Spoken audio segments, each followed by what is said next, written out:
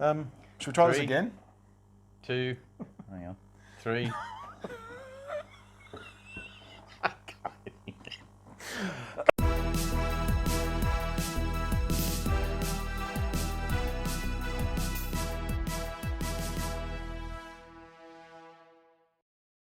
Hi.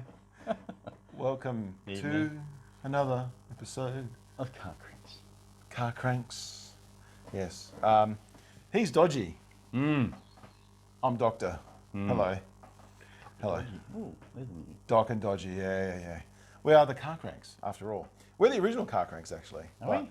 Yeah. Well, I think. Do we? No, we're not. Sorry. No, Well, I am. You're not. Oh. But then it doesn't really matter You have because special guests. I have guests, and you're a special guest. Even though you're a frequent guest, Still. you're still special. Still special. Anyway, let's keep it clean. Let's Okay. keep it politically correct now. All right. What have we Otherwise, got on? What's on the session today? What have we got? All right. Best sounding engine, and you can qualify it by listing the different types and your favourites amongst them, or just the best type, whichever. I think I've said this once before, last time. V10s. We weren't recording though. Oh, Remember last time? well, I might have got that bit. Did we? No. V10s. Any V10. Audi V10. Something V10. Anything above a V8. It's just the number of cylinders, the extra cylinders just create... I can't even say it because I'm not a sound engineer. But it's just, there's less thong slapping and more high frequency. Because, a higher frequency. So it's just music to your ears. It's like, meow, instead of blah, blah, blah, blah. So anything get that? V10 and above. V10 and above. Well, So you know what, below. V12. Yeah. You think V12 sounds better than V10? V10? Ooh, sounds better than V8. Anything above a V8. Which is a surprise coming It's- from someone with such an affinity for Mopar stuff. V8. Yeah. Well, I love my, Dodge, if it ever gets running again, to sound like awesome. But mate, if it's just, Ryan always said, he could hear me coming from a block or two away because the engine just blah blah blah blah blah, just make a noise. You just knew I was coming, and you could feel it as I came up to the house. So that's fine. I like that. Which engine? 383 big block. It's 6.25. Yeah. 6.25 litres, 303 cubic inch. 6.3. But yeah. Motorhome type engine, but your standard big block in the pillarless Dodgers. Is it a truck engine? Is it? Motorhome Yeah. mainly. Motorhome. What era then? Is that 70s or something? It is. Yeah. Okay. I don't know much about Mopar or V8 stuff in general. But, It's just a big bruiser of a thing, Not a lot there.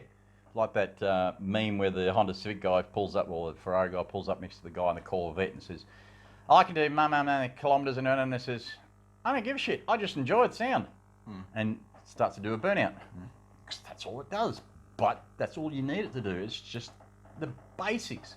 As long as it makes you feel good and it makes sound and everything else, that's it. But for me, if I wanted to have a really good sounding exhaust and engine, V10 up. Okay. Interesting. I mean, I'd probably go just the V10, because V12, then you get lazy motors like the Toyota Centuries, which don't sound like anything, or you get your F1, which is just a little bit over the top. BMW V12. Is that what you're talking about? In the Formula Ones and that, McLaren. whereas Oh, you're talking about actual F1. Yeah, actual gotcha. F1s, Okay. that's where it's just like a When mosquito. It's like, that's a bit too much. Just bring the When octaves down a bit, and it's just. when that was the V10. last era of V12 F1 then? V12s? I was going to say. Did they have V12s? I thought you were I talking think I only about went V12s. V8s. No, well, V10s. any V12 that has a good sound, I reckon it'll just. You just don't want it to be a high frequency. The Diablo V12, I think, is very good. Yeah. There is a Oh, track, yeah. um, Kind of hit. musical track by Jamiroquai called Traveling Without Moving. And the very beginning of that is a starter motor and engine revving and takeoff sound of the V12, the 5.7 litre V12 in the Diablo. Okay. Sounds good, actually. Sounds very good. I would actually have to agree with you, though. V10. And if we're talking specifically, then it's got to be the LFA. I mean, I know it's a pretty standard response at this point, but the LFA I think sounds best. Not the R8. Yeah, R8 V10 sounds very good too, which is the same, almost exactly the same as the Gallardo V8. Yeah, I V10, think sorry. that also comes down to the sound engineering of the exhaust as well, because that would be a big difference with the more expensive cars, that they could, get a sound engineer to engineer what it will sound like with these specific baffles in certain sized mufflers and restrictors and whatnot to get that sound. Whereas someone like the LFA and that, where they'd be going, well, we know this sounds okay because we've done it on previous cars. If we put that together, then what does that sound like? Oh, that sounds all right. We'll keep that. They don't necessarily spend the big bucks getting a sound engineer to engineer the exhaust system. So V10 LFA, the best sounding engine of all time, let's face it. 4.8 litre V10, absolutely, thank you very much. However, I will argue that certain V8s in particular, like things like big blocks, some of the LS engines and stuff like that sound very good also. But when they have that crackly, stupid exhaust, stainless steel sounding clack, clack, clack, clack, thong slapping sound, they sound dreadful. Thong slapping, it's just, It sounds absolutely woeful. And I think, I maintain, and this is probably quite an unpopular opinion, but whatever, that's fine, it's my opinion. I do not like stainless steel for exhaust components at all. Okay. Exhausts or manifolds. Because it has that sort of tinny stuff. sound to it. Just, it's not a solid sound, it just echoes, reverberates. Hate it. Absolutely despise it. Because I think it makes the car sound worse.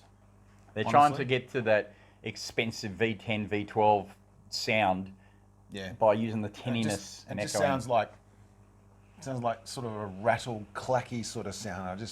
No, I'm not a fan at all. Like a new Mustang. Yeah, well, that or, and again, come at me, flame me, whatever, but these clowns in their crackle-tuned VW Golfs and Mercedes and stuff like that. Right in the comments down below there. Yeah. Crackle-tuned. I saw a good meme the other day. Those. Really? Someone had the thing. They had the sound of a car going GTI or something like that. R32 specced up bloody V-dub with that aftertune. Oh, right, yep. And they went rum, and there was a change to a photo of a kid pushing one of those little things that pops the balls up and down. Tat tat tat tat tat tat. Because that's what it sounds like. It sounds like a kid's toy. Actually, what was the other video that I watched? There's someone hanging out the boot of a Volkswagen, and they'd go, and he got a thong, and he was slapping it on the ground. Oh, yes. It's about right. Yeah, pretty much.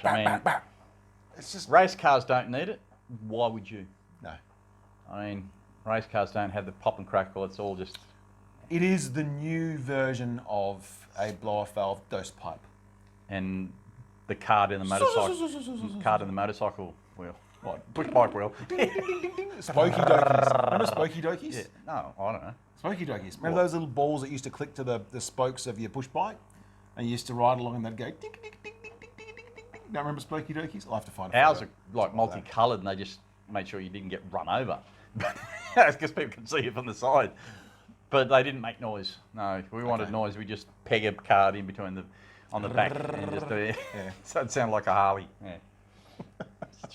Them's were the days. So we're in agreement that a V10. V10. Yeah. Okay. I must admit, the And R8, a good tuned supercharged V8. yeah. I do like a supercharger noise. The Demons, the Red Eyes, the Dodge stuff, mate. Their supercharged motors.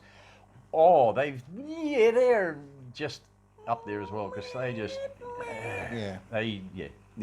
I must admit, a good supercharger whine is a good thing as well, as long as it's not louder than the engine. When it's significantly louder than the engine, I think, you're trying a bit too hard, maybe. But there's probably a reason it's for like it. the old days with the timing gears. You have the actual metal timing gears instead of a belt or anything like that, so it whined all the time. Gilmer drivers or whatever. No, the timing. Instead of timing change, you had a timing gears. Right, yeah. That was a big thing with sort of V8s and race engines and stuff like that, wasn't it? Not so much race engines. No. Well, yeah, kind of. But time chains didn't break back in those days. But if you wanted the whine, you had the timing gears, where it was a big one on the too big, and then you had the two little idler type pulleys on the side or gears on the side, and it just whine all the time. Not loudly, but just whine. You go, is it supercharged or is it just gears? But it just had that nice little whine to it because it'd just make a whine. Yep. And that was kind of cool because not many people would go, pull their engine apart and stick these gears on their engine because you just didn't pull your car apart just to make it sound better. Yeah, I must admit, I did a trip a long time ago to a racetrack, presented me with the sound of a Gilmer drive, and that was an unusual and pretty cool sound as well. The Gilmer belt drives, yeah. Yeah, it was very, very interesting, I must admit. It wasn't particularly fast, but it sounded cool. Definitely. Same as the timing chains, these timing gears. Yeah, right. Yep. Sounded cool, didn't do bugger all. I mean, you didn't have to worry about your belts anymore because you had the gears instead, so, and they never jumped or skipped or anything else, but it just had that little whine. And that's how you knew if someone put that in their engine, they probably did something else to the engine because you'd have to pull the engine apart to do it. It's Sounds like, like if I'm in there... It sort of sound like a noisy diff. Yeah. Anyway, yeah, but V10. V10. Yeah. I think it's interesting though because you listen to different V10s, like you just assume V10s all sound the same. If you get a chance, I'm not going to put a clip up or anything like that, but go down the rabbit hole of YouTube, and I'm sure you'll find the difference between like an Audi R8 V10 / Gallardo V10 / what's that? BMW. Not the Aventador. What's the Huracan? Huracan's V10 sounds different to the Gallardo's V10, obviously the LFA's V10, the Porsche Carrera GT's V10 as well. Because some of them have like almost a discordant noise to them that makes them sound higher pitched than others. And I can't remember exactly what the engineering is. Sound engineering. It might be something to do with cranks or something like that. But yeah, they have a different sound to them, and they all sound good. Crank? I don't know. Well, it's the same with like flat plane crank V8s versus cross plane crank V8s. With a cross plane, it's more. Whereas the flat plane V8s are more sort of run like a Ferrari almost sound. It looks like a new Corvette sounds like a Ferrari. C8 Corvette sounds like a Ferrari. Yeah. There's no getting away from that fact. Still a great car, but it's just a different kind of V8, and it's not what you would expect the Corvette to sound like. But then again, it is mid-engine as well, so it's sort of a bit of a first for them. All right. Give me something that you absolutely detest as a feature on a car, whether it be modern or old or whatever. All the electronics on new cars. The absolute plethora, yeah. The big words. Big words. Easy, Dodgy, easy. 1, 2. Lie down. Yeah, the overuse of electronic gadgets in cars. Like every headrest has got a TV screen in the back of it now to shut your kids up. You've got controls in the back of the car, the extra air conditioning I can kind of figure, but you've just got crap you don't need. And most of the car now, like a lot of these cars, they will write the car off if there's any water ingress into the wiring harness that kills all that, because 90% of the work on the car is electrical. Yeah, or in the case of like a mid-2000s Mercedes, because the wiring harnesses are biodegradable. Yeah, Goodbye. early 2000s, yeah. The wiring loom in the front of the engine bay, degradable. Why, Mercedes? Obviously they fixed it after that. They went, yeah, it's probably not a good idea. Pity the people Self-recycling. Yeah, falls apart as you drive it along. What the hell were they thinking, honestly? It's a bit of French car. But yeah, this sort of thing. Yeah, French car. Destroys itself, just collapses, rust. Do you know what? And this is the thing, right? Quick anecdote, quick story. I remember driving a mate's 2-year-old Renault Clio that he had as a company car. And I couldn't get away from the fact that it sounded actually pretty good as a little 4-cylinder. And it drove well, but the interior was junk. Woeful. Like a Maserati's. No, worse. Oh. This thing was 2 years old. The inner door handle cup, the bit that goes around the little sort of door handle thing, that was cracked. The window chattered as it went down, and it was a manual wind down window as well, not electric. The mirrors shook, like the door mirrors shook, and the rear vision mirror inside the cabin had fallen off.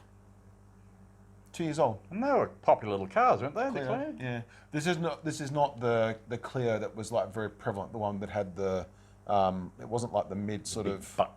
No, that was a Megane. I like that big butt. Do you? You don't want one though. Those cars are. No, they're horrible cars. I just like that look of that big butt. Rule number one, kids. I'll Big say this. hatchback with just wide kind of, it's good. It's got like, it looks like a wide body like without big butts and I cannot without lie. being a wide body. It Other just brothers had can't that deny. long look without being actually big at all. But it just, Yeah.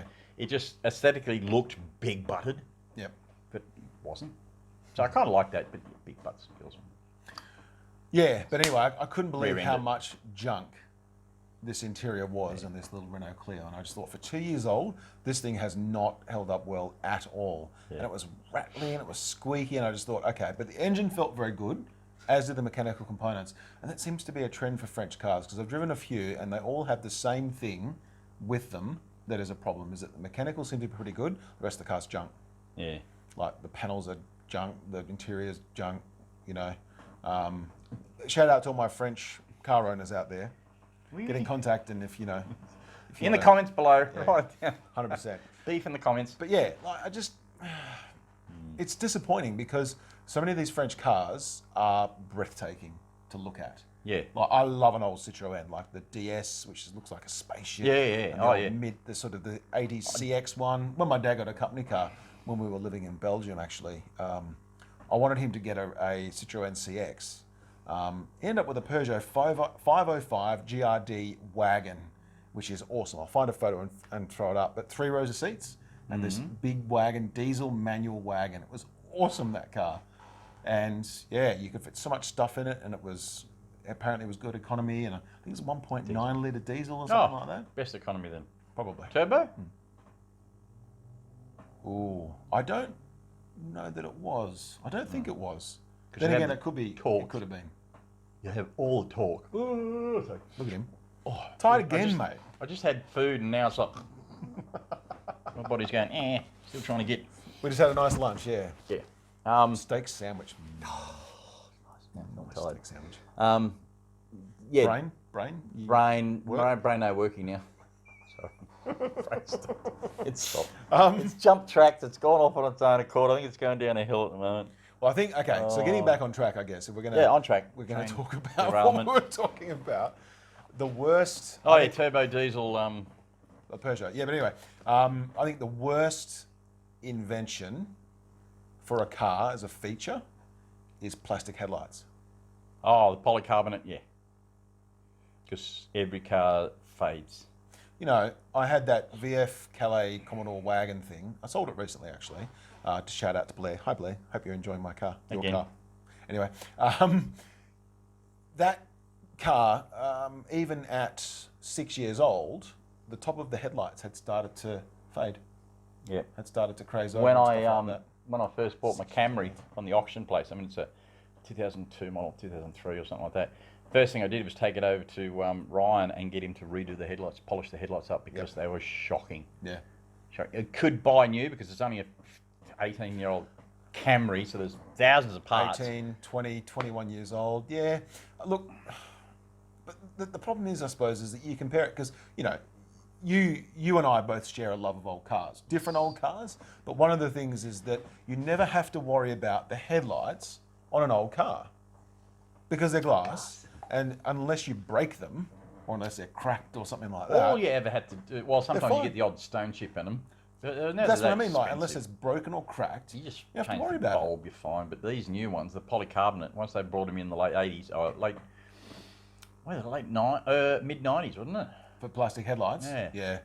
I'd say probably around mid 90s. Mid 90s, and it was like, okay, I can see the thing where you want to make cars lighter, not that cars have actually gotten lighter, now they've gotten even heavier. It's like you wanted to make it cheaper and lighter, polycarbonate. Okay, how about a sun-resistant polycarbonate? You know, something that doesn't fall apart Don't be and silly. after a couple of years. Oh, no. You're not spending your money then on replacement parts, are you? Because they make half of their money off the your service when you're servicing and you replace all the parts. Oh, yeah, new headlights, uni course. joints, Of course. engines. Got to make the money somehow. Yeah. So it's like, really? But in saying that, with the polycarbonate, you can now make it any shape. That's why they have more Any aesthetic shape. more aesthetic shapes. I mean, looking at the car in front of you here now, it's kind of curved around, and no, I don't know if that's just the shadow of it. No, it's not. We won't Some show they you a dip into photo. the corner, but they curve around. So now you can make them to fit any car. Look at the mid 2000s Mercedes Benz, where they went to the round oval, or Porsches, where it's that teardrop. Yeah. It's Yeah, you couldn't do that with glass. Well, you could, but It would be Yeah. much more expensive, I guess. and it's a lot easier now to do it in the polycarbonate. It's just like, well, Unfortunately. why can't they just make it so Plastic it doesn't headlights, fall though. apart, Yeah. doesn't craze and just crack, micro cracks, and just do it properly. I mean, No, not that 'cause many that costs people too much. replace their headlights, and you see them driving around. No one's doing the headlights, and then at night time you can't see. It's just like a haze, and it's like. Do you know So what? if the car companies actually did them straight away from the factory, not that No. we've got anything in Australia that does that, but if they just did it from the factory, it's one less thing we have to worry about. Do you know, I got so annoyed with my neighbour's car and her headlights. It was an old Astra, like an '05 Astra or something like that, right? It's not that old, but old, I guess, in the scheme of things. If you're 10 years old, an '05 Astra is old. But I got so annoyed with it that I polished her headlights. I didn't ask her, I just went and did it. I don't even think she noticed, to be honest. Well, she certainly didn't say anything when I saw her next. Oh, okay. And she knew I was, cars or whatever, and into that. But she just, I just polished it because it annoyed me so much. They were so yellow, and they were completely opaque. Where headlights, you can generally see the difference between the globes in the headlights. Not in this one. Oh, It was just this yellow bogged haze. out. Yeah, just a yellow haze, and just looked shocking. And that's the other thing too. The people that have these headlights aren't going to say, "Oh, that looks bad. I better replace it." They're just going to keep driving it. Yeah. So fix it from factory so they don't do that, because people aren't going to spend the money to get new ones. No. Usually, Not they're unless just they going have to let to. them keep going unless someone comes out and fixes it for them. I couldn't help myself. I just looked and I went, "Oh, that looks." Yeah, mind you, when I looks bought the shit. I need to fix BMW, I that." did the same thing. One of the first things Yeah. we did, change the wiper blades Yeah. and polish the headlights. And I did that myself. You have to though. I learnt how to Tell you polish what, the headlights. it makes the car look so much better. Yeah. And cleaner. And Cleaner. just, Yeah, like, you got this reflection newer. coming back at you like you've just polished a turd. You've polished it and suddenly it's look brilliant. So that's what your headlights look like. It's like a turd and then it's, brand new. It's not hard to do. No, it's not. And the only other choice is to actually replace either the whole headlight, or you can actually buy the lenses, the front lenses, and replace that, which is a lot more work because they're glued Yeah, on. no. And you have to oven and, no, you just... But yeah, plastic headlights, that and some infotainment systems as well. Yeah, just Like drive me. a lot of these, like American cars, the Escalades and all this sort of stuff, like the Effies, which are the popular cars, the people movers with it, just throw your kids and 10 dogs and bikes and everything in the back. The amount of crap in them to keep you entertained and comfortable, it's like you're soft. And the car will get written off if anything happens to the electrical system. Not that the car's a problem, but just because the electrics, just because of all the bullshit they put in it. It's like, Yeah, I must admit, there's one thing, and it's in an upcoming video actually that I did on my VF wagon that I've since sold, and I talked about the infotainment system and how it went backwards in terms of its usability when they went from VE2 Commodore to VF Commodore. In that the VE2, to navigate through like something simple like changing albums of the music you're listening to, it was like a button on the console. But in the VF, that was in the VE2, and on the VF you have to go into, push a button, Sub-menus. then a menu, then another menu, then select the album you want, then select the first song and play it. And then it would play through. But then the worst thing, of course, is that you would have to do that for every single album, because for whatever reason on this car, it would play the same album over and over and over and over and over again until you changed it. Like, it wouldn't... pick a new one, wouldn't go random and You select the can't next, go- you just select can't go the the next next one. file on the system. No. It just play the same one. Yep. It would keep going. Yep. And I looked through the manual to see what the hell it was, and that was its default setting. So even if I did set it so that it continuous played, the next time I got into the car, it had all reset, and the settings hadn't taken from the last journey or whatever. It's like, what the hell, Holden? I don't know what GM spent Said on you're that off again, system. bust. Anyway, I don't know what GM spent on that system, but they should have spent more, or not bothered, because it's garbage in the VF. That VF Calais Commodore system, the touchscreen, is shockingly bad. I've never seen anything quite so bad. And the worst thing as well, of course, is that Honda, because my mum and dad had its contemporaries at the time, so it's 2014, they had a pair of Hondas, an Accord and a CRV, and both of those use a Garmin system, which means you can update it by just simply paying for the map updates, or Honda will provide them for free for 5 years. Oh, okay. What's wrong with that? Why not just use something that's tried and tested? But no, they have to develop this all-in-one Go on system. their own And it's thing. like, That's just oh, an absolute God. pain to actually use. We're being really cranky, aren't we? I like it. Car cranks, that's right. Welcome. Stay Because a we've while. eaten. It's going to get interesting.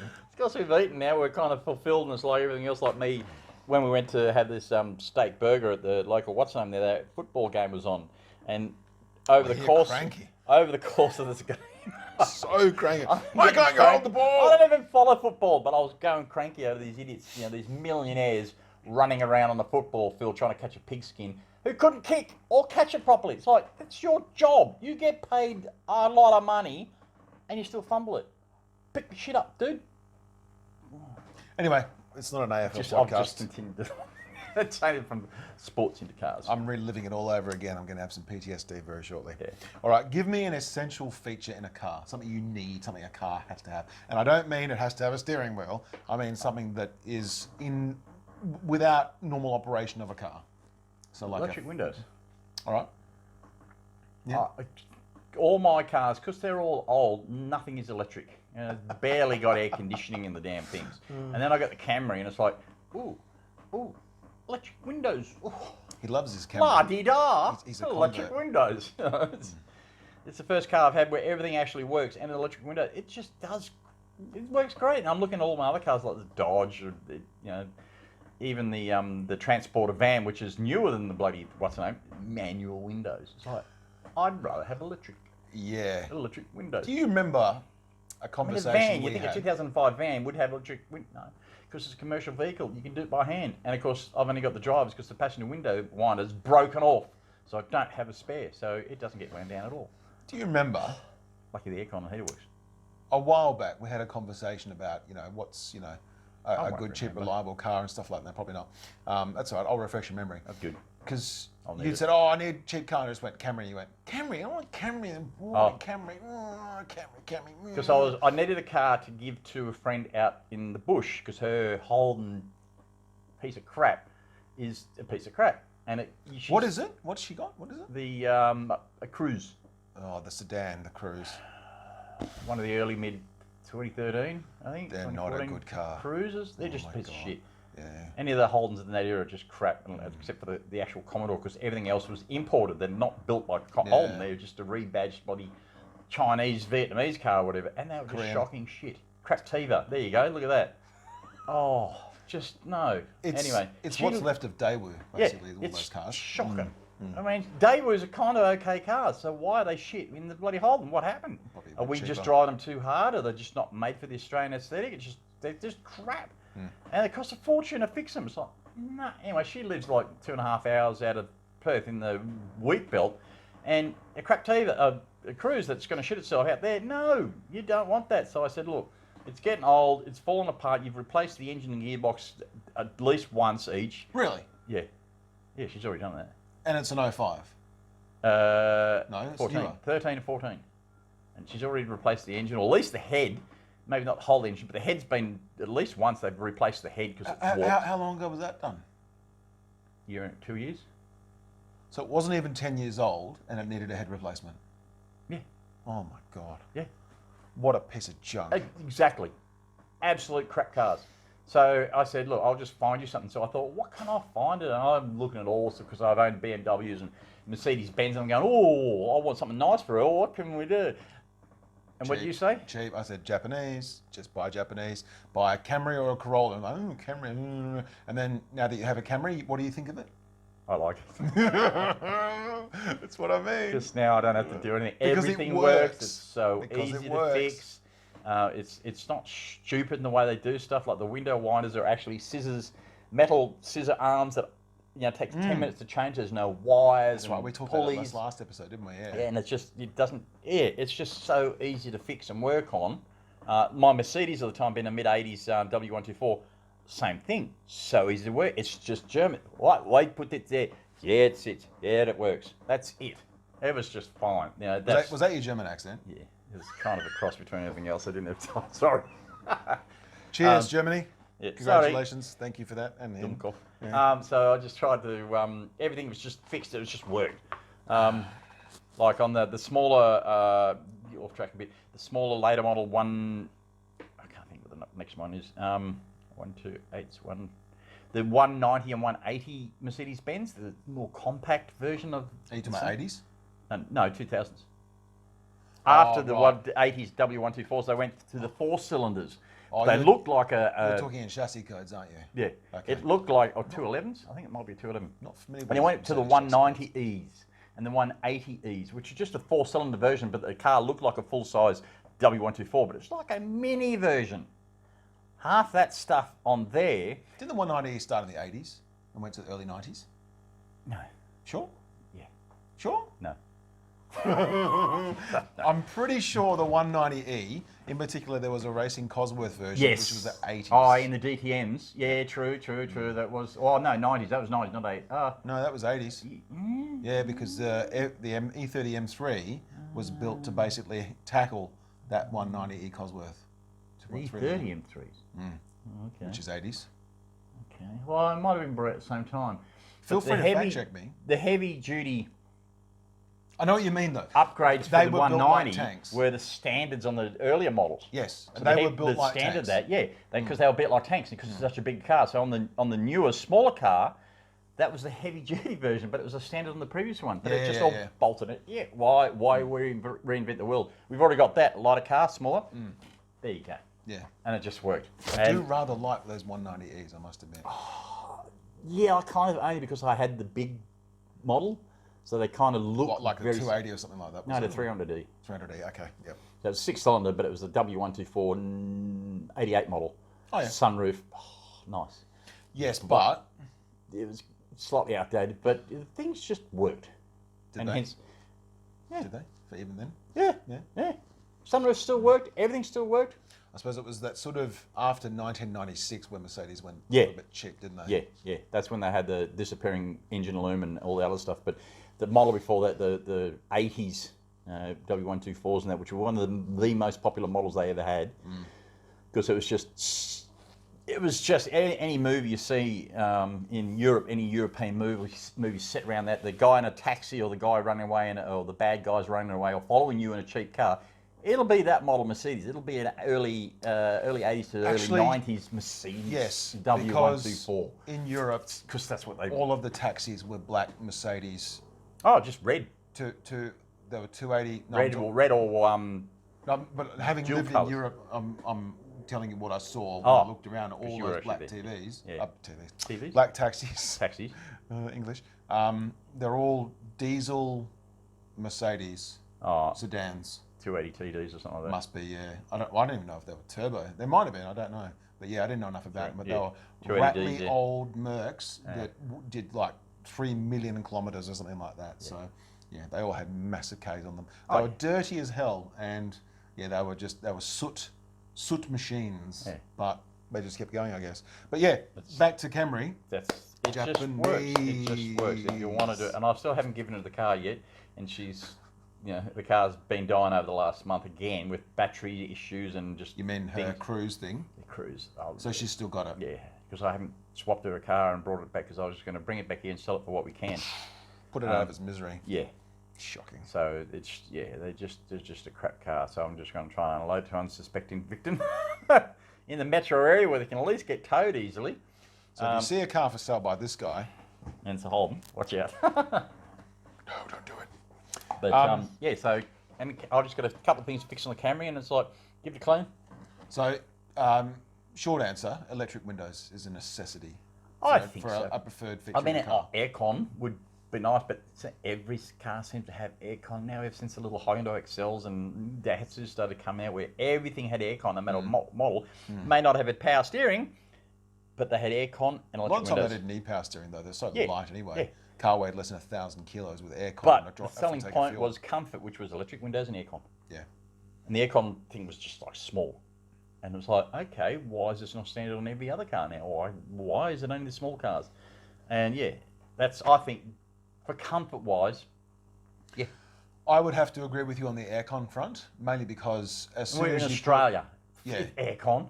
as soon as you add aircon to the car, it makes it far more versatile. Yeah. And more comfortable. More usable. Because, we have 40-degree days here, and there is User-friendly. nothing... automotively, aside from breaking down, I guess, there's very little worse than sitting in a hot car on a hot day with no relief in sight. Yeah, especially if you just And- left work after working all day and then you jump into a hot car and have to drive a hot mile home. Probably It's get no to a good. house that doesn't have air conditioning, listen to your wife or kids go. No, you'd be a lot better off. It'd save your marriage and everything else if you had an air conditioned car. Yes. So you could cool down in between. All right. So power windows and aircon. Yeah, I think basics. I would agree on the aircon front. Power windows, not particularly worried about that too much. I mean, it's nice to have, definitely, especially if you want to put all the windows down or even just, the front passenger windows or whatever. Hot day, the first thing you do is drop those down, Yeah. turn on your aircon to pump out that hot air, and you don't have to lean over and, when I had Datsuns, that was fine. I could literally lean over and wind the window down. Now, not so much. Lean a bit more, and there's usually a console on the way or something like that. It's like, no, Yeah. it's easy to just go beep. Well, I think for me, it would have to be, the aircon thing is a definite necessity. Cup holder. And a good stereo. Yes. You have to have a good stereo. I rather like my music, given sort of what I do in backgrounds and stuff like that. So having music in the car is a necessity. Now, originally, one of the cars that I currently own, which is on loan to one of my friends, didn't have a stereo in it, and I did drive it around a little bit, but you start to miss it. Yeah. And I always have it on in every vehicle, in the background at least. Just noise in the background, because ADD, you need something. You just have the noise, that's it. But I noticed with the Camry, because it's got 6-speaker system, and the doors and the rears are 6x9s.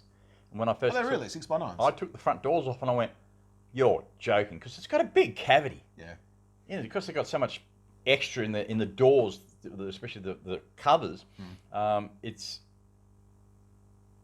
what do you call it? Not lying. It just doesn't seem like it has that much room. Yeah. And it's deceptive. Deceptive. The packaging in the door cards, especially, where you see a little slots, you go, "Oh, there's a speaker behind that." And when you take it off, you go, "Oh no, there's that much difference in deepness." And it's a 6x9. And you're going, "You're what?" But you feel it when you turn it on, because you've got the dash cone speaker, the little tweeters in the dash. But you got the 6x9 going, "This is a half decent system." Yeah. And you go, "Oh yeah, the actual control panel of your stereo is basic, and you can't adjust anything except maybe your treble, your highs and lows." Is there a CD stacker in it? It's got a CD. Well, I don't know if it's a stacker, but it has a CD and a cassette deck in it, because it's the last of the 36R models. So it's got both, because the next model got rid of the tape deck altogether. Right. But just to have that extra speaker and that depth of noise, especially if it's a doof, it's like, whoa, this is better than some of the old cars I've got that were new at the time. And the high up cars, this has got a 6-speaker stereo, and it's like, oh, this is not bad. I love you could do that.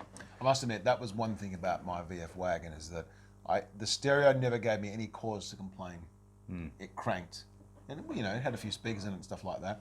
For whatever reason, in the back, in the sedan, they put premium speakers, but in the wagon, they don't. Cheap bastards. Anyway, it never gave me cause to say, this is crap, I'm going to change it. It sounded good. That was the big thing. So yeah, for me, definitely stereos, some sort of, a hi-fi system in the car. Because you spend, depending on where you live, you spend a lot of time driving, at least half an hour a day, or one way. Yep. An hour a day you spend in your car just driving, usually through crap traffic. It's like, stereo would be nice. I've got Bluetooth in all the cars as well. Yeah, which is handy. Not necessity, but it is handy. My work truck and my courier van has the latest, I think it's the latest, Kenwood head unit, so Bluetooth connectivity, all that streaming. Yeah. And it's not a huge amount of money. It's $280. I think it was $300 max. Yeah. For a brand new Kenwood head unit. And it actually, even if you plug it into your original speakers that are in the car, it sounds better. Yeah. It just sounds so much better. Plus it has a USB port, so you can have a flash drive full of music, baby. Full of music. Plug it in, absolutely, straight into the head unit. Ta-da! There's all this stuff. So you're not having streaming. You can just plug directly into your catalogue of music if you have one of those high-density bloody cards. All right, let's move it on to the next subject. Okay. So what about, cast your mind back, all of the cars you've owned. Oh, yeah, okay. No. All of the most unreliable of them. where they might have perhaps left you stranded, Oh, and give me a breakdown story. one of the earliest ones was before I had a lot of cars. It was like early, like I was young, and I was trying to court this girl. My uncle had just fixed a Renault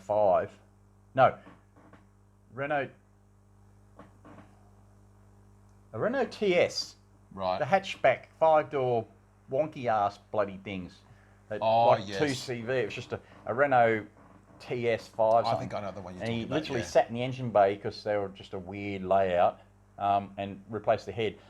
I went to pick her up and go down to, so this was in Canberra, so there was no beaches, but there was a creek that you could go down the back of the town where it was picnic areas and shaded and all lovely stuff. We never got there because the fucking thing overheated and shat itself and sat on the side of the road right after you put a new head on it. Wow. We got a lift home and I just left the car there. Told my uncle, yeah, your car's fucked. And I just left it there. And he was so pissed at me for not fucking telling him that, you know, doing something about it. And it's like, what can I do? I'm 20. What? Your car's fucked. Sorry. That took me years. He was whinging about that. Years. Absolutely years. But yeah, it just shat itself because it was a stupid Renault and it just didn't work properly. And this car was lucky to be like 10 years old at the time. Yeah, right. Because it was early 80s and this was a 70s car. So Yeah, 10 right. years and it was already crap. It already was, you know.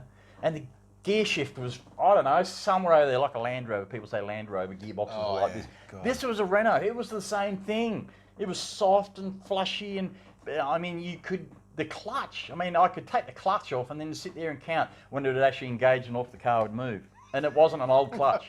It was so soft. It was just like, fucking what? Oh, geez, I might as well bloody get a rubber band and tie it to the tree. That would fling me along quicker. Spider-Man it. And, oh, no, it was just shocking shit. And then after that, I just drove Datsuns. Okay. So mine, it's 2001, Oh, decades later.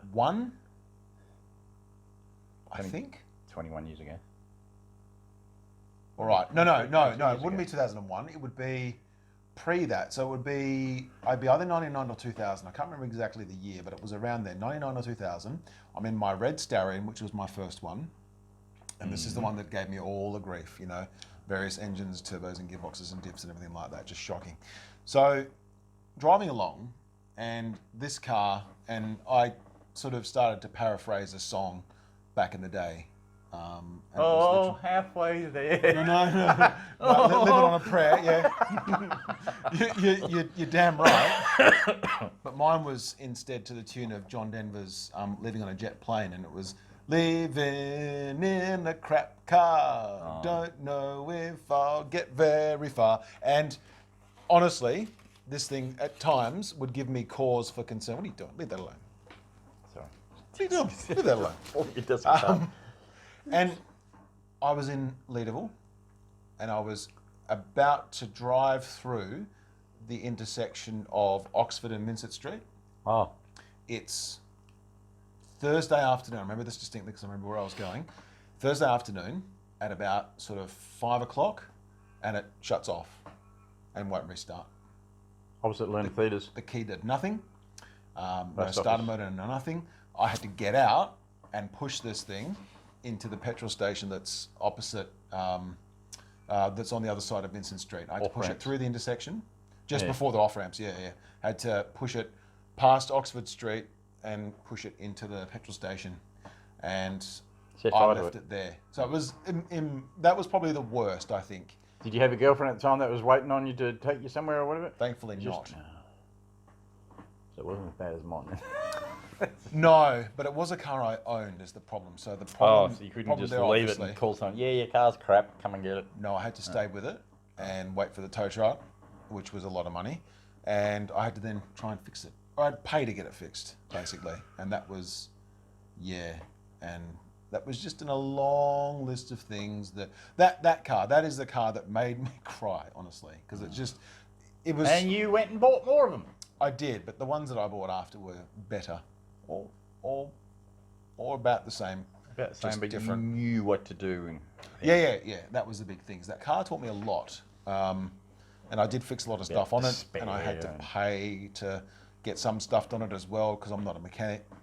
Reasonably handy, but you know, a lot of the time, if you don't know, it's like this is going to take me 3 hours, but I can pay him to do it in 1. There you go, mate. Yeah, it's all yours. Whoops, sorry. So it just ended up being. It was more embarrassing because there was so much traffic, and I had a massive audience as well. So it was the embarrassment of pushing this piece of crap through the intersection and into the driveway and subsequently the car park of this petrol station. And then I remember the attendant giving me a hard time because, like, how long is this going to be left there? I was like, dude, I just broke down. I'm sorry. I promise it won't be long. Yeah. But yeah, and then the tow truck, and then anyway, PTSD.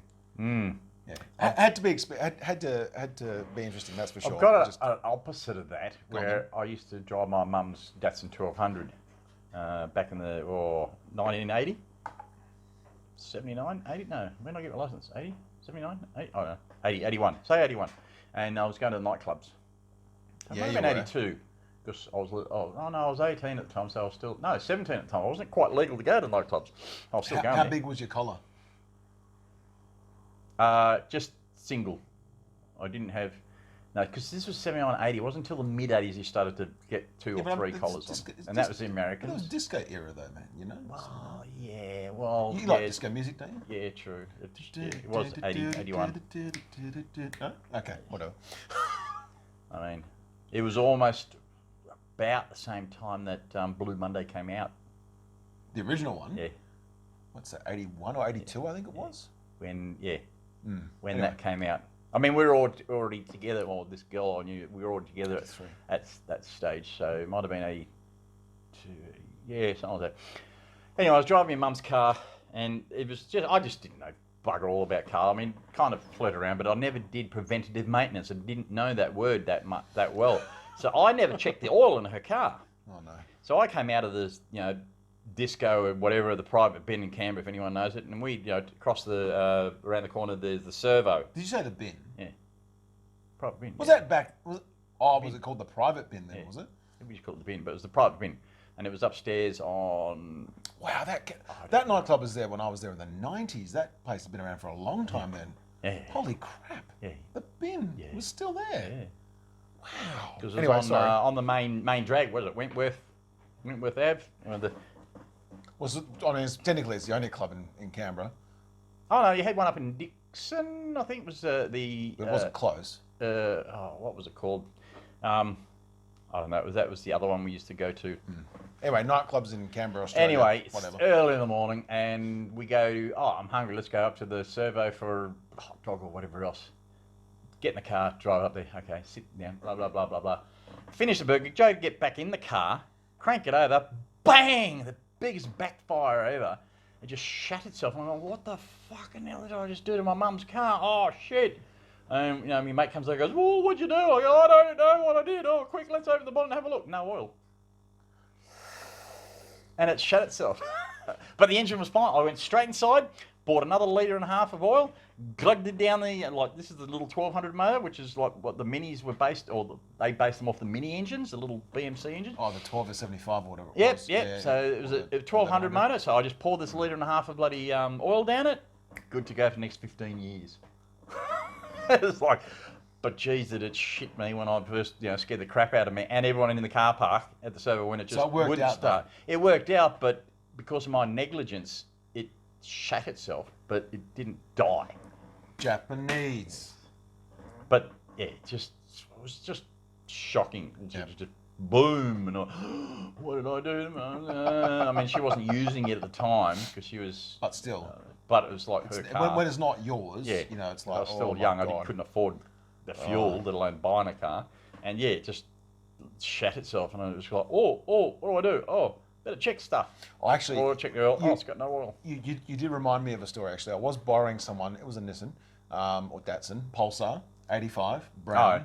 Nissan Pulsar, Datsun. Nissan Datsun Pulsar in brown, resplendent in brown, a hatchback, carby, fuel gauge not working. E15 motor. Ran it out of fuel.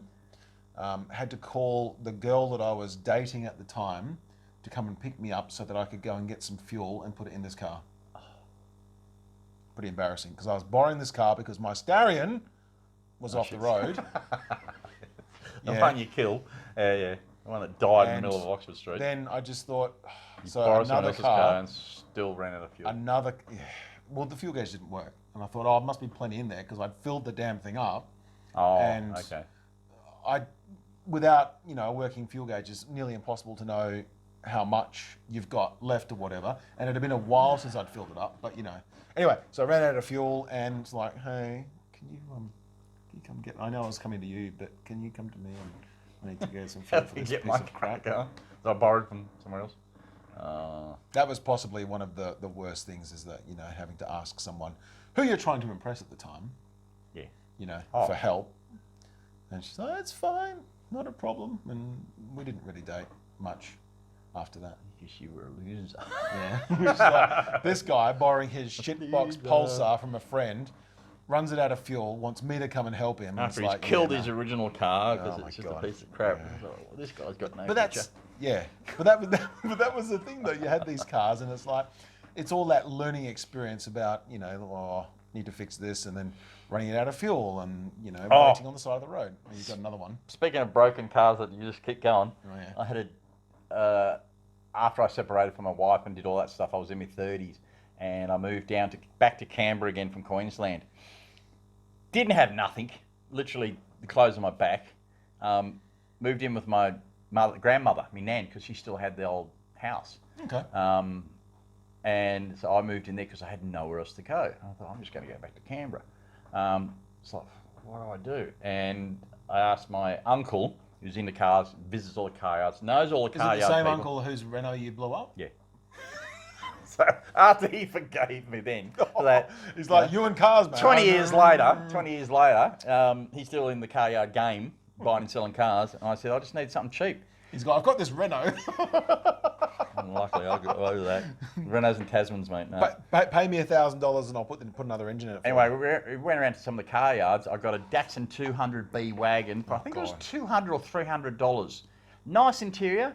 Paint was shocking. And the thing about Canberra is you get a lot of like the Army and Navy, because we had a Navy base. Why, I don't know. They kept just putting their cars in and getting newer cars all the time because they could. I mean, most of the people in Canberra are on good money, public service, so they could. So you get a lot of nice old cars that just was old, so they just buy something new. So I got a Datsun 200B. I think it was 78 Datsun 200B wagon, 5-speed manual. I took it down to one of his mates was painting the truck, and I said, "Oh yeah, I've just picked this up. I need to get some paint." And he was painting this truck in a metallic royal blue. And he just finished the truck on, like, there was the last coat before he'd put the clear on. Still had about half a litre of paint in the can. Walked straight out to my car and just spray painted it. We hadn't rubbed it down or anything. Hadn't masking tape or covered the windows. Hadn't done nothing. I mean, it was kind of washed, I think, but hadn't done anything else. And he just starts spray painting this bloody car in this metallic dark blue.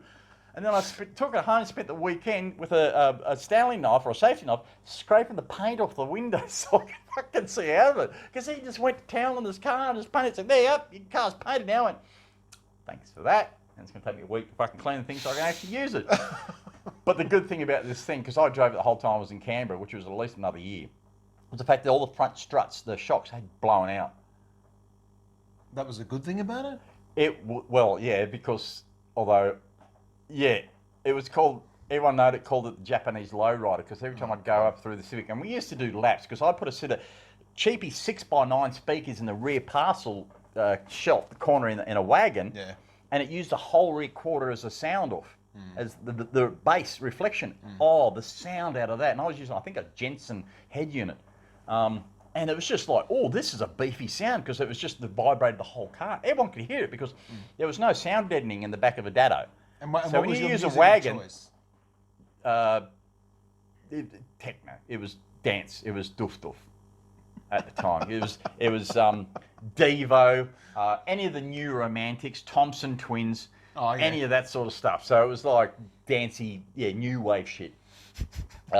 So this is pumping through the car, and because there's no sound, and you put a 6x9s in the rear quarters of a wagon, the whole rear panel vibrates as well. So everyone could hear this thing.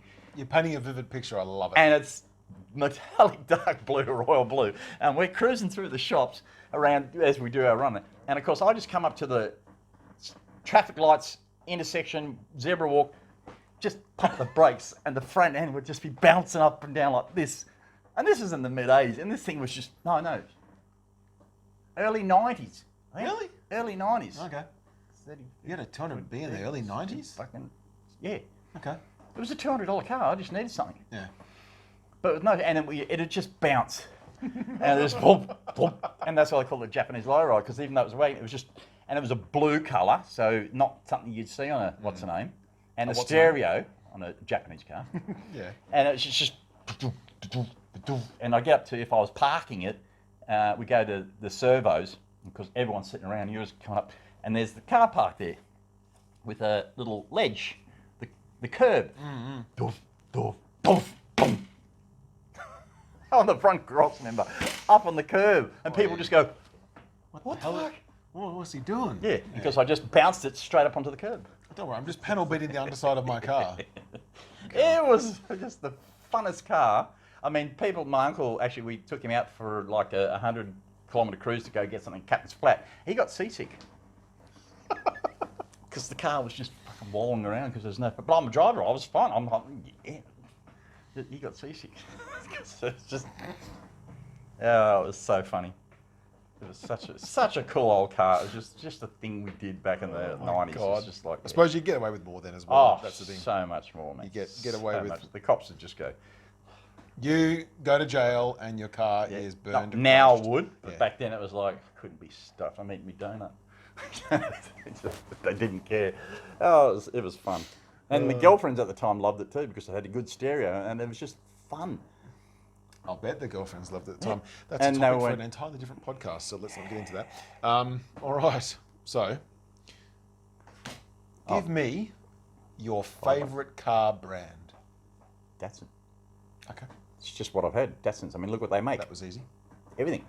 And if I Do you go mean by ahead, logical extension Nissan? yes. Okay. I actually worked at a Nissan Datsun dealership at the time when they changed from Datsun to Nissan. And It was like 84 or yeah, something? I worked for the dealership at the time. Was it was not Straight out, wasn't it? straight out of, no, not straight out of, but out of high school, college. I went to college. So after year 12, I was just numbing around and this new Nissan dealership opened up and I went, I'll work for you. And they needed a yardsman to wash and clean the cars and move shit around, just mow lawns and just crap. It was only a small yard, easy to look after. And yeah, so I was there when all these new cars back in the early 90s or early 80s started coming out. Like I said on the weekend, the Nissan Exa, Oh, yeah, yep. when that first came out, I wasn't allowed, I was banned from using it. Pulsar Exa. No, was it a Pulsar? It was just Nissan, the ET Pulsar, that's right. It was The ET Pulsar was the turbo hatch, 5-door hatch. that was a Front-wheel Q, drive. wasn't it? No. Oh, so it was just the Exa, Nissan Exa. Yeah, but that was a Pulsar Exa because it's based on a Pulsar. That car that we saw on Sunday, Yeah. Pulsar Exa on the back because that's an original car. Because I remember when they were everywhere. Because it started as a Nissan Pulsar Exa, then it went to Nissan Exa after that, and then it became the Nissan NX. Oh, the NX Coupe from that design, yeah. So that was the whole That front-wheel platform. drive, 3-door, sporty Because car. they only had yes. Pulsars, which was your 4 or 5-door hatch. They didn't have a sports car at the time unless you bought a Z car. Or you bought like a Bluebird TRX or something like that. Remember the old Bluebird TRX? I had 4-door one. sedan? I Did had- you? Yeah, we drove from Canberra to here in a Series 2 TRX. No, So what, there's a Series Series 3, but we put a Series 2 L Series motor in because they had the CA20. So it had L Series, which you have to change all the engine mounts to suit. And I drove that from Canberra to Perth back in 99, What was Series 98. 3 then? Like 86 or something? Like Yeah. yeah, okay. Full plastic bumper. Whereas the Yeah, other had right. chrome ends. Okay. Yeah, and it actually stopped just outside the 90 mile, or just on the 90 mile straight. It actually died in the arse. Turns out, and then we had to get it towed a couple of k's back to Sejuna, and we spent the night there. And I was looking at it going, why doesn't it work? And I'm going through it. It turns out on the points, you got that little thing on the points that hits the rotor and it pushes out your points. Yeah. That had folded under. Ooh. So the points weren't actually opening. Oh. It was just sitting there. And it wouldn't go beep, beep, beep, because the little had it leg. overheated or something, or what? Yeah. It just, because we just drove, the grease had just dried up enough that it actually, the little thing just caught and broke off. Just went snap. Didn't fall off, just went snap and just wasn't pushing against the cam. Yep. And that's it. So I ended up just buying some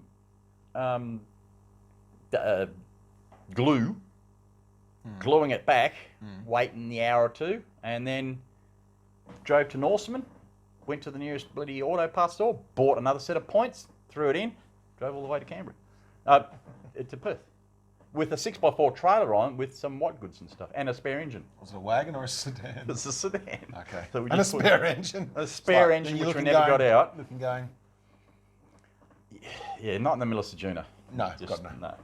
But we had a fridge, a washing machine, and that in the back, along with some. I see you were moving out. Yeah. Right. Okay. Oh, my girlfriend and her 1-year-old kid.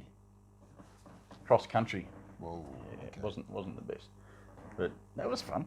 Blue But yeah, for me, that's a Nissan because that's what I've owned most of. I mean, I've had close to 100 cars now. It would be, most of them would be Nissan variety. Okay. Favorite Nissan then? I love me 1200s. Yeah. Datsun 1200. Because You'd my go- mum you'd had go one. another one? I've had 10 of them. Would you go another one? Yeah. You would?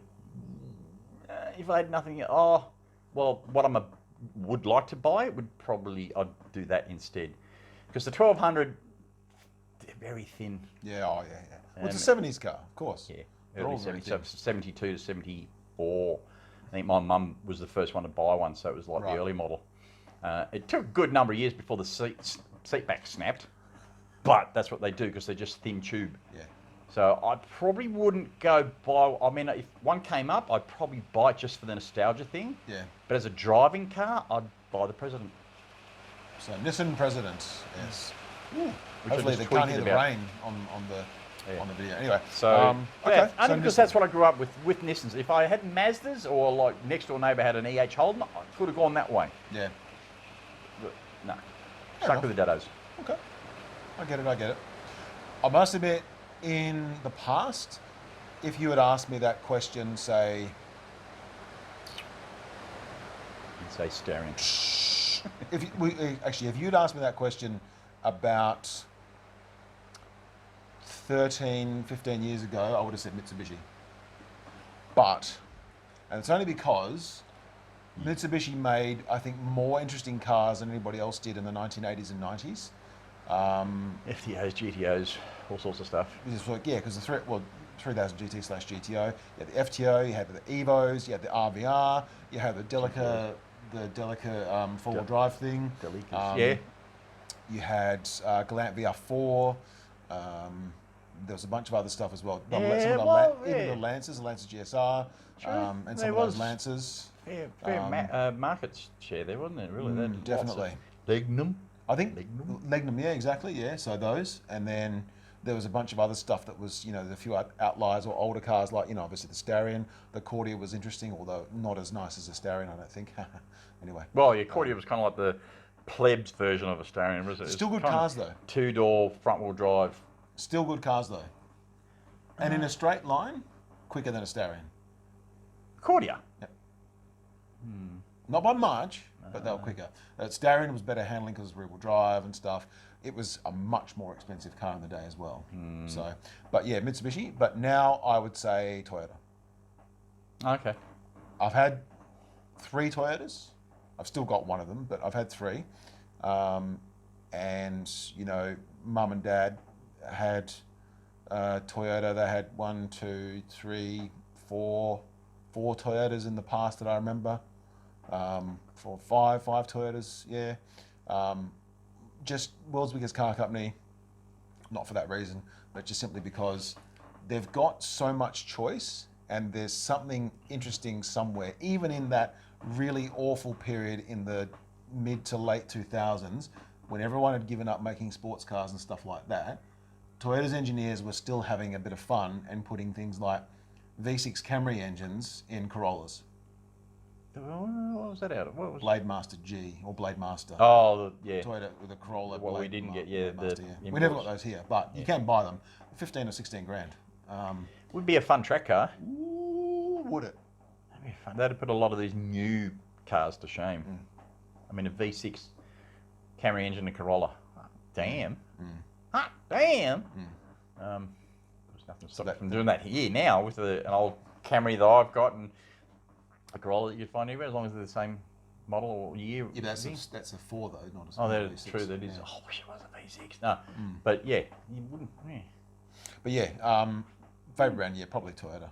I think now, just simply because I've had Even though that's good not success. This, do you know, and this is the thing, right? not Toyota. I've always liked Mazdas, but I never found a Mazda that would suit. Probably the closest. And they did I have a got lot was, of a boring decade of boring. Well, Mazda is. I mean, Mazda is a comparatively small car company compared to Toyota. Yeah. They're quite small, but there's a lot of platform sharing going on now. So like all those Mazda 2s, they're the same as a Yaris, and Mazda makes those. Mazda makes the Yaris. Oh, okay. So Toyota doesn't. But Toyota they outsource all the stuff now. So Well, BMW makes their Supra. BRZ. The Yaris is made by Mazda. The 86 is made by Subaru. So yeah, they're selling technology to BMW, and they make a Prius, which is, I wouldn't consider that particularly interesting, but you know, actually the new ones look pretty good. I'll see if I can find a good photo and flash it up. I do like some of their ones look hybrids though, because they Crown, oh, that Crown sedan hybrid.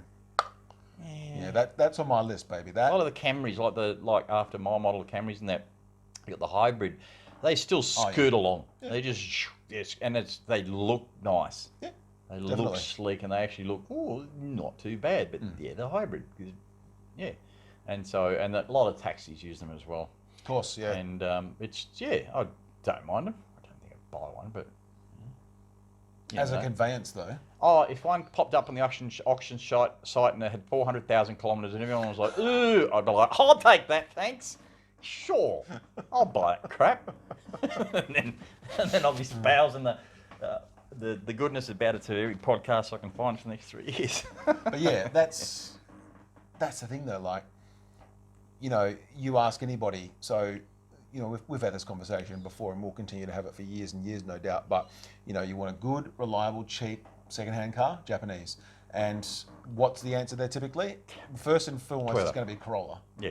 It's depending on what size you need. It's either Corolla Camry, or Camry, and there's Corolla not or much Camry. after that really that you daily. No. It'd be just too big unless it's a van that you need to use. Yeah. But I've buy a always van. liked Mazda. Oops, sorry. I've always liked Mazda simply because of they tend to be a bit more unique and a little bit left of field as well. Like, you know, RX-7, classic example. RX-8, MX-5. Mazda is single-handedly responsible for the resurgence of the small sports car. True. Because Mazda my and the MX-5, there my is no BMW question. Z3 is the upper. That would not exist without the MX-5. Yeah. There's no And chance. then you had once BMW brought the Z3 out, Mercedes-Benz brought the SLK out. Yep, exactly. But, you know, in 1989... And then Mazda everyone went, decided they needed There it one in is. their platform, so you had all sorts of little, I wouldn't call them sports cars, but convertibles. Your Astinas and your Astras and your bloody Peugeots, and it all came off the back of that. Not sports cars, but a lot of them were two-door convertible things. And literally that spawned the whole thing because, Yeah, Mazda always have getting soft back spot into for- the old MG style because of of that. having fun. Yeah. Small little car that can, and have fun. Windows down, top down, off you go. Respawned the whole generation again. I remember reading not so long ago. And look at the race series with those things now. Yeah. But I remember reading not so long ago the impact that the MX-5 had on the car community and even like on the car industry itself. Yeah. Like all the car journalists like, oh my God, how does this exist in this modern age? Like we'd completely forgotten about True, it. the And then MGs it after came that back. was like, why would you need a small little convertible sports car? The world had basically given up on it, Yeah. and the Japanese went, or Mazda went, well, There's a market there. let's try this and see what What happens. have we got that's similar?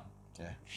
Nothing. And it's the answer. The thing is the MX-5 is the answer. You want a convertible, you buy an MX-5 first and foremost. It's like page 1 of chapter 1 of the first book of the Holy Convertible is you buy an MX-5, and everything else is almost secondary to that, because S2000 is brilliant too, but S2000 costs way more. It's faster.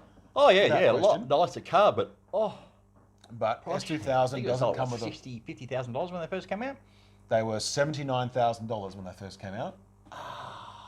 Yeah, so that was So 72 was the RRP, and then by the time the demand went up, it was 79 grand for one of those things. But even now, they still cost that's 25, 30 if you can find one. Still a premium. Yeah. It's a powered roof, but they're all rag tops. There's no hard top. You can buy, probably buy a hard top variant for it. But the MX-5 in the NC2 variant, which is the second, the previous generation to the ND, which we've got now, had a folding metal roof with a glass rear window. Oh, okay.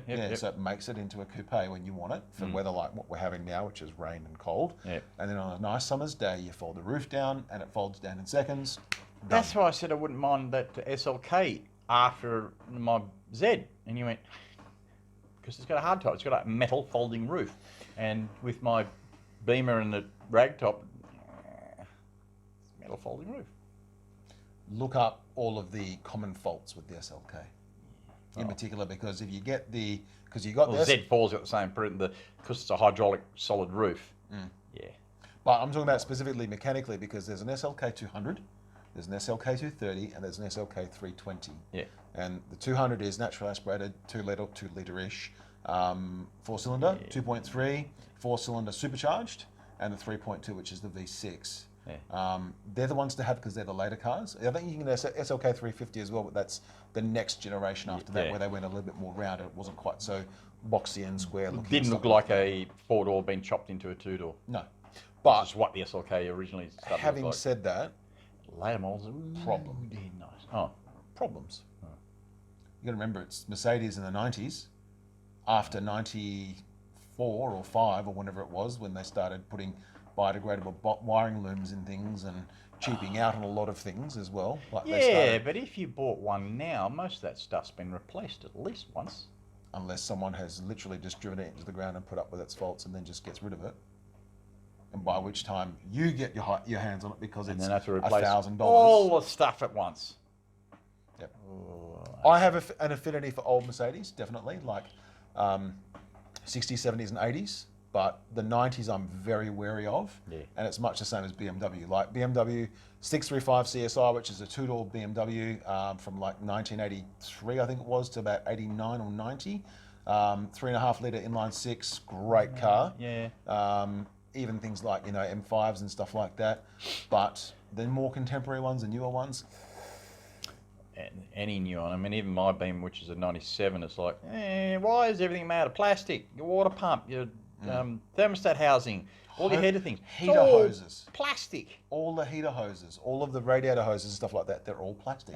And they all go brittle and they all have to be replaced. I mean, I'm it's lucky really where, mine's still driving at the moment, but it is leaking water. So something somewhere's leaking. So it's due for it. But it's like now you don't even get 25, and that's a 25-year-old car. You don't even get 15 or 10 years out of it before they shit themselves. Yeah. If not even 5 under years, 5 get years. rid of it. Yeah. 5 years, get rid of it. Because 5 years from you, get rid of it. The Ninja, he shows the Hoovie takes. Hoovie takes his Hoovie's BMWs because the wizards won't Shout out touch to it. Hoovie's garage and Car Ninja. Hello.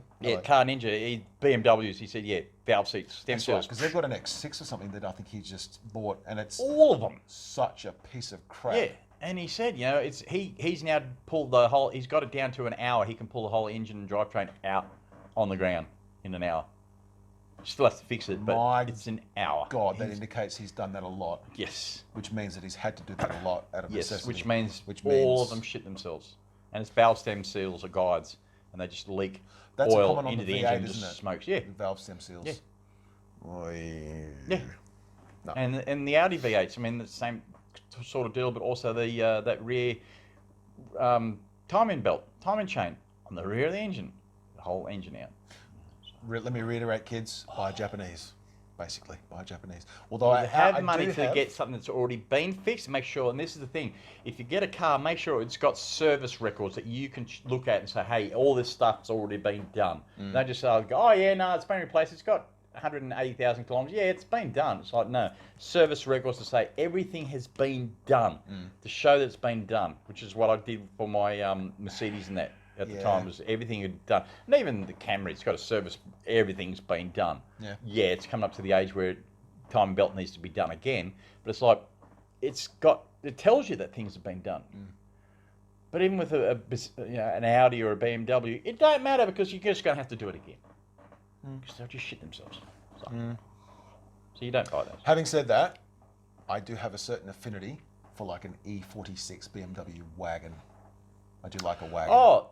The touring, yeah, yes, I have seen. So what I found very interesting, I'm doing a little bit of research because I saw one come up for sale recently, and I'm like, I really like the look of that, and it's practical and stuff like that. The E36 or E46? 46, touring wagon, less than 10 grand. Yeah. This one's got like history and the cooling system service has been done and everything like that, so it makes it a viable proposition. I'm still very, very, very, very hesitant to outlay the sort of money on an old car, an old BMW like that. If it was Japanese, I wouldn't have a problem, but European, But you cannot get that in a Japanese equivalent, and it looks amazing. The car looks amazing, is the thing. The one thing about BMW is the styling is on point with what they are. Unless it's a new one with the gigantic grills. But anyway, we won't go into that. But they are, the older ones are, styling, mechanically, no. This one, unless it's been, like, the thing is, with all the plastics on, they have to be replaced within 10 years. If they get changed, no problems. My 4-cylinder, although you can't kill the 4 cylinders, is still running well. It's probably still on the original. It's done 146,000 kilometres.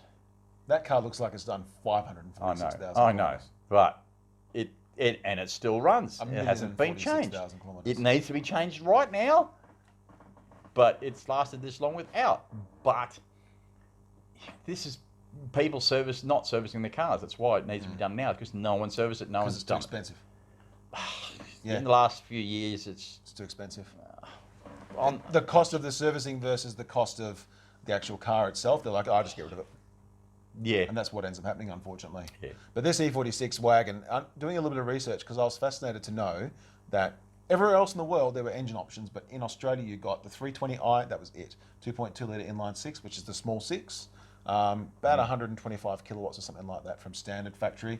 And you got them, it's not fast, but it's not slow. It's all right. Oh, yeah, the Z3 came out with 3 or 4 different engine sizes. So you had 1.9, I think 1.8. 1.9, 4-cylinder, 2 litre, 6-cylinder, 2.2, 2.5, 2.8, 3 litre, 3.2. Yeah, 3.2 was the later cars though, wasn't it? Yeah. But you had options. Or the M Roadster, or whatever it is as well. Yes, the M and whatever that hardtop Z3 thing was. Was that M Coupe? Was that? Okay, there you go. Yes. Yeah. Anyway, the clown shoe. Yeah.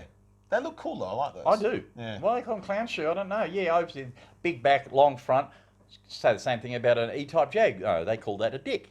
So why is that one the clown shoe then? Well, there's that hardtop NB MX-5 as well. Yeah. MX-5 Coupe, whatever it is. Yeah, but your front end, it didn't have that proportions of looking like a clown shoe. Whereas it looks more like a two-door sports car than like a hatchback sort of thing, like the M Coupes were. Yeah. And that's why they call it the clown shoe. It's quite the bold descend on it. So yeah, that's it. Like literally like a dick ball, and then The conversation is devolving. It might be time to perhaps wind this up. Before Maybe we start getting into some real expletives and other stuff where we probably shouldn't be talking about on a podcast, particularly one on YouTube. Adults. Oh, my channel's adults only. No, nothing made for kids. Fine. This is not made for kids either. They're but, fine. Whatever. Anyway, I think it's probably time to wind it up anyway. Oh, okay. Yeah. All right. Well, we've got. Well, it's not that. It's just too much of a good thing. Too much of a good thing, mate. Yeah. See? It's getting into nap time. I'm waiting for me nap. Yeah, exactly. Cats need to be fed. Yeah. Apparently. All right. Well, look. Thank you very much, everyone, for watching. Cheers. This has been the Car Cranks. He's Dodgy. I'm Jay, and yeah, we will catch you all again next time. Yes. All right. See ya. Hello.